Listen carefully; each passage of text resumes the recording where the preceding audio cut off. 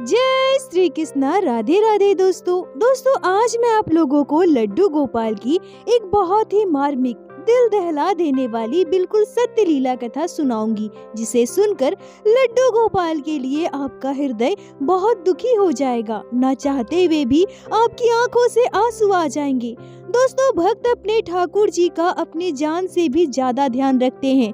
लड्डू गोपाल के किसी भी भक्त से पूछकर देखिए, वो अपने कान्हा से कितना प्रेम करते हैं। भक्तों के प्राण बसते हैं उनके लड्डू गोपाल में। पर जरा सोच कर देखिए दोस्तों, जिस लड्डू गोपाल को भक्त इतना प्रेम करते हैं, उस लड्डू गोपाल के साथ अगर इतना बुरा हो जाए, वर्षों से पूजित उनके लड्डू गोपाल हमेशा के लिए उनसे छिन जाए, उनसे दूर हो जाए, कहीं दूर गहराइयों में समा जाए, तो उस भक्त की क्या दशा होगी।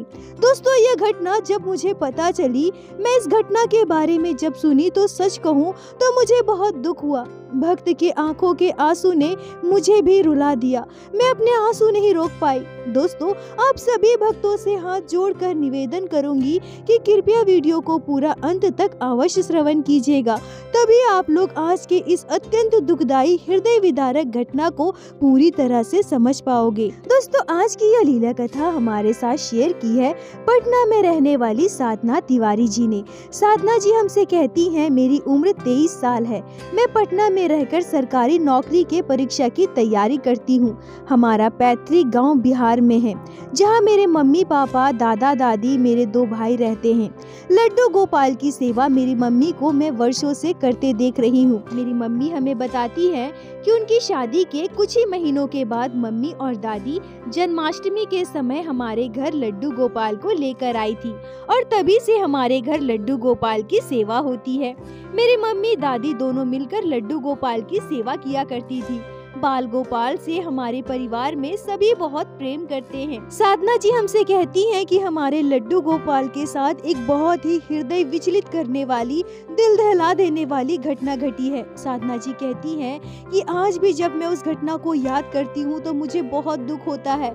ऐसा लगता है मानो शरीर में कंपन सा हो रहा है, हाथ पांव कांपने लगते हैं, आंखों से आंसू आ जाते हैं, खुद को मैं संभाल नहीं पाती हूँ। दोस्तों, मैं आप सभी को बता दूं कि साधना जी जब यह घटना मेरे साथ शेयर कर रही थी, फोन पर जब मुझे पूरी घटना बता रही थी, तो वो लगातार रो रही थी। और उन्हें इतना रोते देखकर, इतना दुखी देखकर मैं भी अपने आंसू नहीं रोक पाई, क्योंकि एक भक्त ही दूसरे भक्त की व्यथा को समझ सकता है।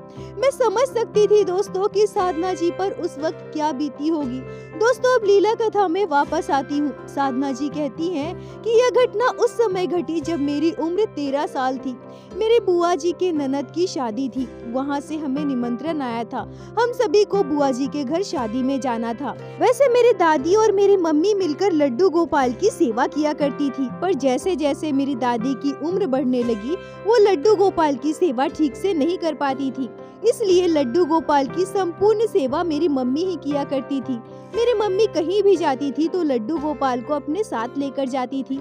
पर इस बार हमें शादी में जाना था। शादी में लड्डू गोपाल को ले जाना मेरी मम्मी को उचित नहीं लगा। पर इधर मेरी दादी की तबीयत भी ठीक नहीं थी, दादी के घुटनों में भी दर्द रहता था। ऐसे में घर के इतने सारे काम करना, खाना बनाना और साथ साथ लड्डू गोपाल की सेवा करना उनसे मुमकिन नहीं हो पाता। और मेरी बुआ जी के घर पर भी शादी था, तो उसमें भी हमारा जाना जरूरी था। इसलिए हम सभी लड्डू गोपाल को लेकर बुआ जी के घर पर गए। बुआ जी के घर पहुंचकर उनके घर के मंदिर में हमने लड्डू गोपाल को विराजित कर दिया। हम अपने साथ लड्डू गोपाल की जरूरत का सारा सामान लेकर गए थे, जिससे हमारे बाल गोपाल को वहाँ कोई असुविधा ना हो।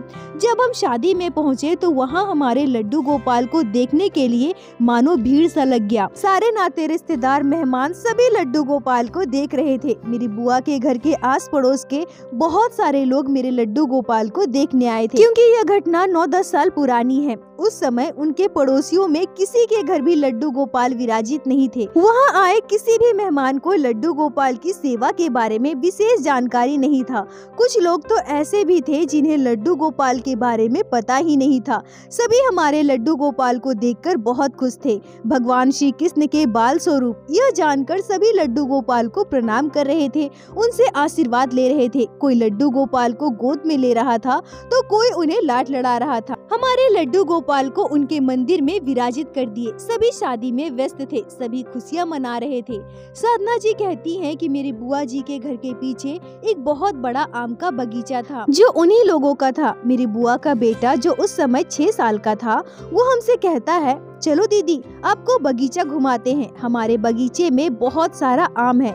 साधना जी कहती हैं कि उस समय आम का सीजन था और आम का नाम सुनते ही हमारे मुंह में पानी आ गया। मेरे दोनों भाई, मैं और शादी में जितने सारे बच्चे आए थे, हम सभी कहने लगे कि चलो चलो हम सभी आम के बगीचे में जाएंगे। क्योंकि आम का बगीचा घर से बिल्कुल नजदीक था, इसलिए सबने कहा कि जाओ तुम सारे बच्चे जाकर थोड़ी देर वहाँ खेलो। तभी मेरे मन में यह भाव आया कि मैं लड्डू गोपाल को अपने साथ लेकर चलूं। मैं अपनी मम्मी से बोली, मम्मी लड्डू गोपाल को भी लेकर चले क्या, उन्हें भी बगीचा घुमा देंगे। पर मेरी मम्मी मुझे बिल्कुल ही मना कर देती है। वो कहती है कि नहीं नहीं, ऐसे लड्डू गोपाल को लेकर यहाँ वहाँ नहीं घूमते, तुम लोग जाओ, लड्डू गोपाल कहीं नहीं जाएंगे। पर पता नहीं क्यों मुझे क्या हो गया था, बार बार मन में यह भाव आ रहा था कि लड्डू गोपाल मेरे साथ जाना चाहते हैं, वो मेरे साथ बगीचा घूमना चाहते हैं, खेलना चाहते हैं। मैं मम्मी से जिद करने लगी और उस समय शादी की कोई रस्म चल रही थी, सभी महिलाएं उसमें व्यस्त थी। मेरे बार बार पूछने से मेरी मम्मी परेशान होकर कहती है कि अच्छा ठीक है लेकर जाओ, पर संभल कर, अच्छे से पकड़ना, देखना लड्डू गोपाल को गिरा मत देना और जल्दी से वापस आ जाना। साधना जी कहती है मैं बहुत खुश हो गई और दौड़ते हुए मंदिर में गई और लड्डू गोपाल को गोद में लेकर अपने कान्हा से कहने लगी, चलो कान्हा आज मैं आपको बगीचा घुमाऊंगी, सुंदर सुंदर पेड़ पौधे दिखाऊंगी। यह कहकर लड्डू गोपाल को लाड लड़ाते हुए हम सभी बच्चे बगीचे की ओर गए। जब हम बगीचे में गए तो हमें बहुत अच्छा लग रहा था। बहुत सारे आम के पेड़ थे और हर पेड़ में आम लगे हुए थे। हम लोग जैसे ही वहाँ पहुँचे सभी आम तोड़ने का जुगाड़ में लग गए। सभी आम तोड़ने के जुगाड़ में लग गए। कोई डंडा ढूंढने लगा, कोई छोटे छोटे पत्थर इकट्ठे करने लगा। सभी आम तोड़ने में व्यस्त हो गए, पर मेरे पास लड्डू गोपाल थे। मैं अपने लड्डू गोपाल को गोद में लेकर खड़ी थी, इसलिए मैं आम नहीं तोड़ पा रही थी। तभी मैंने देखा कि बगीचे में एक बहुत बड़ा सा कुआं बना हुआ है और कुएं के चारों ओर सीमेंट से अच्छे तरह से घेर बनाया गया है। मुझे भी आम तोड़ना था, मुझे भी आम तोड़ने का बहुत मन कर रहा था। सभी बच्चे डंडे से, पत्थर से आम तोड़ने की कोशिश कर रहे थे। तभी मैंने लड्डू गोपाल को उस कुएं के किनारे ले जाकर बैठा दिया और मैं आम तोड़ने के लिए एक डंडा ढूंढने लगी। तभी मैं क्या देखती हूँ कि मेरी बुआ का लड़का, जिसका नाम बिट्टू था, उसके दोनों हाथों में आम है। एक आम छोटा था और दूसरा आम बड़ा था। मैं बिट्टू से कहती हूँ, बाबू मुझे एक आम दे दो ना। बिट्टू मुझसे कहता है, नहीं नहीं मैं क्यों दूंगा, मुझे तो यह आम भैया ने दिए हैं, आप भैया से जाकर मांगो। बिट्टू छोटा था, 6 साल का। मैं मजाक मजाक में बिट्टू के हाथ से आम छीनने लगी। मैं बिट्टू से कहने लगी कि अच्छा छोटा वाला दे दो ना, बड़ा वाला तुम खा लेना।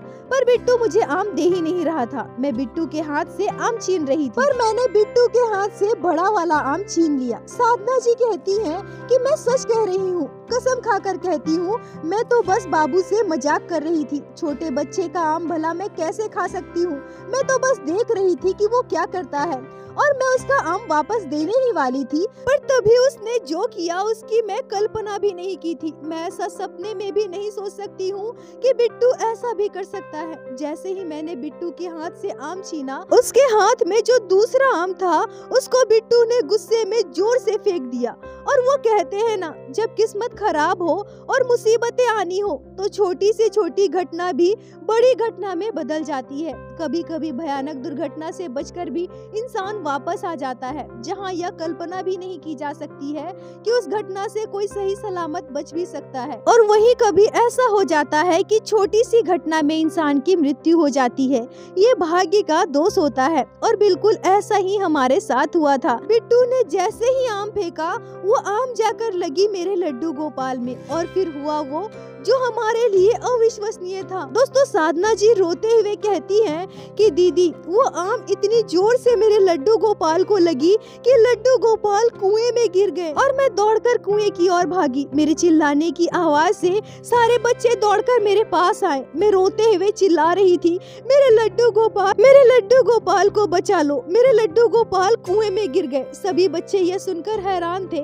मैं पागलों सा चिल्ला रही थी, रो रही थी, सोच रही थी कि अब मैं क्या करूं? मेरी मम्मी कान्हा से कितना प्रेम करती हैं। लड्डू गोपाल के बिना उनका क्या होगा? साधना जी कहती हैं कि मेरे साथ जो बच्चे थे वो मुझे चुप करा रहे थे। तभी मेरा भाई दौड़कर घर गया और सभी को यह बात बता दी। मेरे मम्मी पापा बुआ बहुत सारे लोग दौड़ते हुए बगीचे की ओर भागते हैं और हमारे पास आते हैं। मेरी मम्मी रोते हुए चिल्लाते हुए कुएं की ओर आ रही थी, परंतु कहीं न कहीं उन्हें यकीन नहीं हो रहा था कि उनके लड्डू गोपाल के साथ ऐसी घटना घटी है। पर जब उन्होंने कुएं के पास आकर यह देखा कि लड्डू गोपाल सच में कुएं की गहराई में समा गए हैं, पानी में डूब चुके हैं, तब मेरी मम्मी का रोना एकाएक बंद हो गया। वो चुपचाप पत्थर की तरह खड़ी हो गई। उनकी आंखों से लगातार बह रहे आंसू अचानक से रुक गए और वो बेहोश हो गई, जमीन पर गिर पड़ी। सभी मेरी मम्मी को उठाकर होश में लाने की कोशिश करने लगे। जल्दी जल्दी मेरी मम्मी को अस्पताल ले जाया गया। इधर मेरा रो रो कर बुरा हाल था। मेरे कान्हा पानी के अंदर गिर चुके थे, कुएं की गहराई में समा चुके थे। मैं वहीं कुएं के पास बैठकर बहुत रो रही थी। मेरी बुआ आई और मुझे घर ले जाने लगी, पर मैं अपनी बुआ से बार बार अनुरोध कर रही थी कि बुआ जी आप कैसे भी मेरे लड्डू गोपाल को कुएं से बाहर निकलवाइए ना। बुआ जी कोशिश तो कीजिए, मुझे विश्वास है मेरे लड्डू गोपाल जरूर मिल जाएंगे। वो मुझे चुप करवाते हुए कहती है कि लड्डू गोपाल अब कैसे मिलेंगे। यहाँ तक कि वहाँ उपस्थित सभी लोग यही कह रहे थे कि मूर्ति भारी होती है, वो सीधे जाकर नीचे गिरी होगी, हल्की चीज होती तो ऊपर आ जाती। अब लड्डू गोपाल का मिलना संभव नहीं है, तुम रो मत, परेशान मत हो। साधना जी कहती है कि इधर मेरी मम्मी अस्पताल में है, मेरी मम्मी की हालत ठीक नहीं थी और इधर मेरे लड्डू गोपाल कुएं के अंदर गिर चुके हैं। मैं क्या करूं? कुछ भी समझ में नहीं आ रहा था। मेरे प्राण निकल रहे थे, मेरे लड्डू गोपाल कुएं के अंदर थे, मेरी सांसें रुक रही थी। मैं यह विश्वास नहीं कर पा रही थी कि एक ही पल में हमारे साथ इतनी बड़ी घटना घट गई। मैं बार बार सबसे यही अनुरोध कर रही थी कि एक बार कोशिश तो कीजिए, मेरे लड्डू गोपाल जरूर मिल जाएंगे। पर तभी वहाँ उपस्थित सभी लोग कहने लगे कि अरे बारात आने वाली है, तुम चुप हो जाओ, चलो घर चलो, तैयार हो जाओ और लड्डू गोपाल के लिए इतना परेशान क्यों होती हो?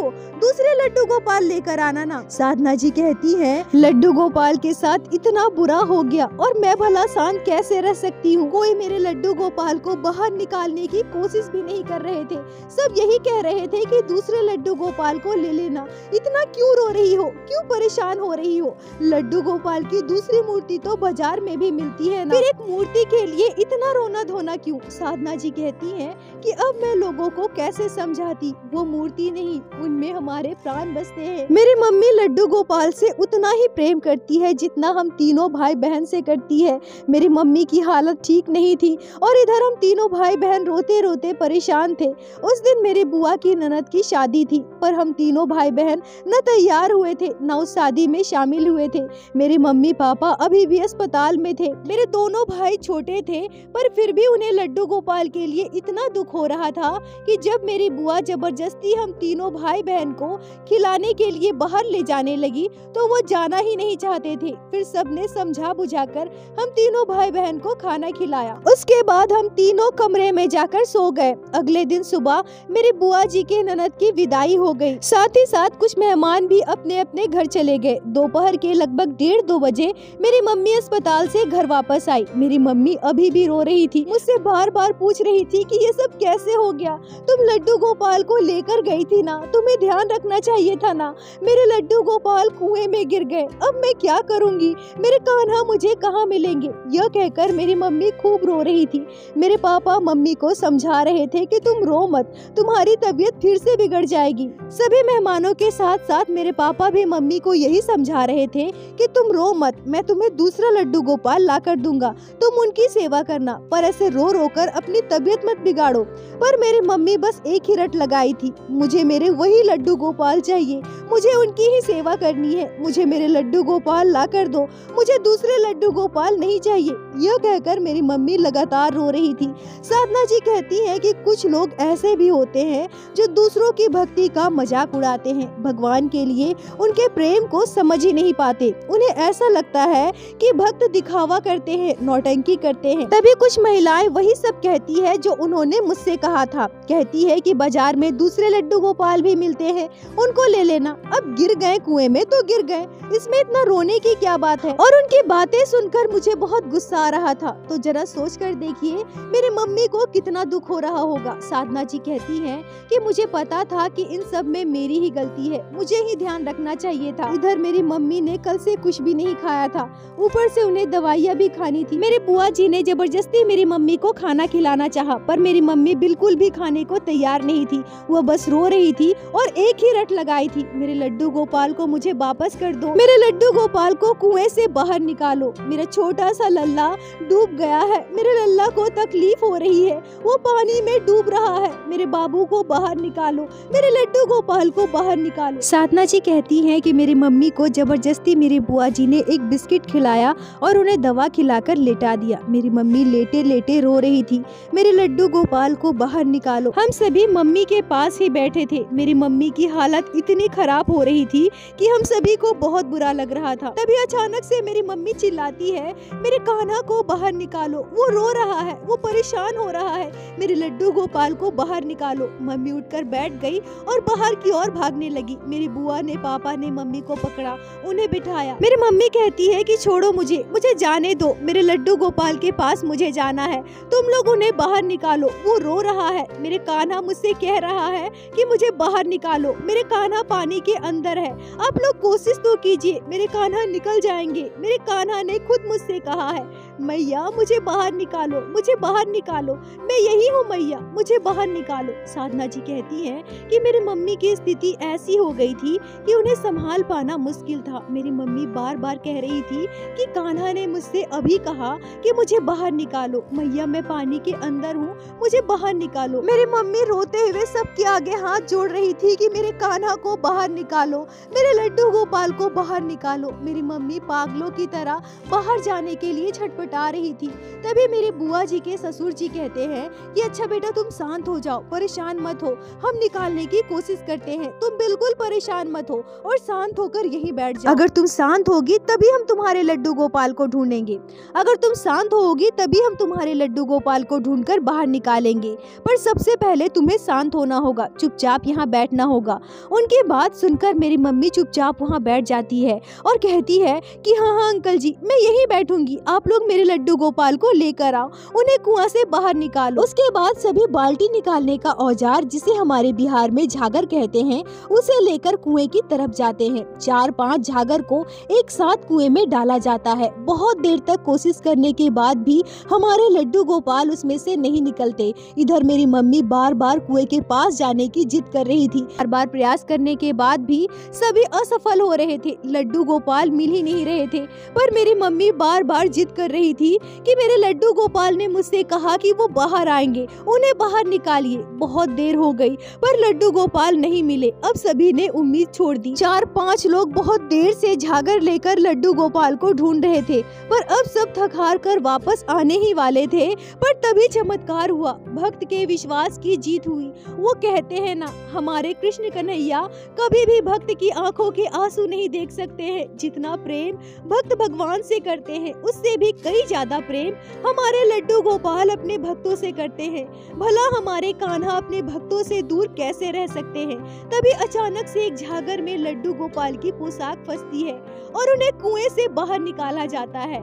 जैसे ही लड्डू गोपाल कुएं से बाहर आते हैं, मेरी मम्मी दौड़कर लड्डू गोपाल को उठा लेती है, गोपाल को सीने से लगा लेती है और मेरी मम्मी रोने लगती है। बाल गोपाल को मेरी मम्मी अपने आंचल से पोंछती है, अपने कान्हा को दुलारते हुए कहती है, ठंड लग रही है कान्हा तुम्हें, तुम पानी में डूब गए थे ना। अरे कोई नहीं लल्ला, तेरी मैया है ना, तेरी मैया तेरे पास है, तुझे कुछ भी नहीं होगा, तेरी मैया तुझे कुछ होने ही नहीं देगी। दोस्तों, भक्त का भगवान के लिए प्रेम देखिए। इस जगत के पालनहार परम पिता परम ब्रह्म को एक भक्त अपना पुत्र मान लेती है। भक्त परम ब्रह्म से कह रही है, मैया तुझे कुछ भी होने नहीं देगी लाला, मैया के रहते मेरे लाला को कुछ भी नहीं हो सकता। दोस्तों ऐसे भक्त के चरणों में मेरा कोटि कोटि प्रणाम। साधना जी कहती है कि मेरी मम्मी बार बार कह रही थी कि मैंने कहा था ना, मेरे कान्हा ने मुझसे कहा कि वो कुएं से बाहर जरूर आएंगे, उन्हें बाहर निकालो। देख लिया, मेरे लाला बाहर आ गए ना मेरे पास। अगले दिन हम सभी लड्डू गोपाल को लेकर घर वापस आ गए। मेरी मम्मी ने बाद में जब अपनी अनुभूति के बारे में बताया तो वो कहती है कि उस दिन उन्हें यह आभास हुआ था कि लड्डू गोपाल उनसे कह रहे हैं, मैया मुझे बाहर निकालो, मैं वही हूँ, मैं बाहर आऊंगा, मुझे बाहर निकालो। और मेरी मम्मी यह भी कहती है कि उन्हें पूर्ण विश्वास था कि लड्डू गोपाल कुएं से बाहर जरूर आएंगे। साधना जी कहती हैं कि इस घटना को वर्षों बीत गए। अब मेरी मम्मी अपने लड्डू गोपाल को लेकर इतनी सचेत रहती है कि कभी भी अपने लड्डू गोपाल की जिम्मेदारी किसी को भी नहीं देती। अगर कोई छोटा बच्चा घर पर आए तो लड्डू गोपाल को उसकी पहुंच से दूर रखती है। बाल गोपाल का वो बहुत ही अच्छे से सचेत होकर ध्यान रखती है। साधना जी कहती है कि मेरे हाथों इतना बड़ा पाप हुआ, इतनी बड़ी घटना घटी, पर यह मेरी मम्मी का विश्वास था। लड्डू गोपाल के प्रति उनकी भक्ति और निस्वार्थ प्रेम था, जो लड्डू गोपाल इतनी बड़ी लीला करके हमारे घर वापस आ गए।